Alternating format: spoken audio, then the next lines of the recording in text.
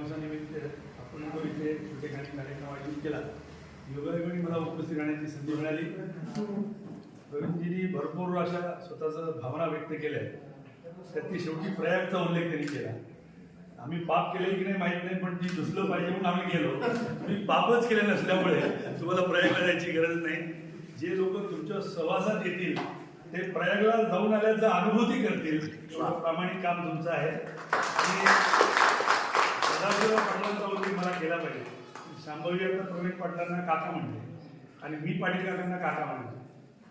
मी त्या संस्थेत राहायला जेव्हा आलो भाग्यनगर संस्थेत, तेव्हा मी माझं नशीब समजतो की सदाशिवराव पाटील एकीकडे, लपराव पांडे म्हणून सर होते, LP पांडे सर एकीकडे, सुधाकरराव डोईफोडे, समोर लक्ष्मीकांत तांबोळी आणि त्याच्या मागच्या बाजूला डॉक्टर पुरंदरे आणि नरहर कुरुतकर, असे जे संस्थेचे सभासद आहेत. त्या सभासदांचा सगळ्यात ज्युनियर असलेला मी सेक्रेटरी.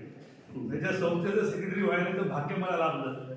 आणि मग बापू गादातेपासून मधु दंडवतेपासून जे समाजवादी जॉर्ज फर्नांडिस, अशा सगळ्या लोकांना प्रत्यक्ष पाहण्याचं, काकांसोबत गप्पा मारताना किंवा त्या घरी चहा पाण्याला जाताना पाहण्याचा योग मला जवळून आला. आणि चळवळीतली माणसं किती सामान्य असू शकतात, पण ती कर्तृत्वाने किती उंच असतात हे प्रत्यक्ष अनुभवलं आणि समोर पाहिलं हे बापू गादाते.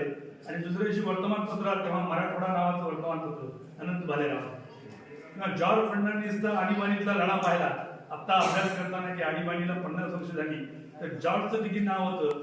आणि जेव्हा ह्यांच्या घरी जॉर्ज फर्नांडिसला पाहिलं तेव्हा वाटलं माणसं तर सामान्यच आहे. सामान्य दिसणाऱ्या माणसाचं असामान्य कर्तृत्व कसं असतं हे आपण पुस्तक वाचल्यावर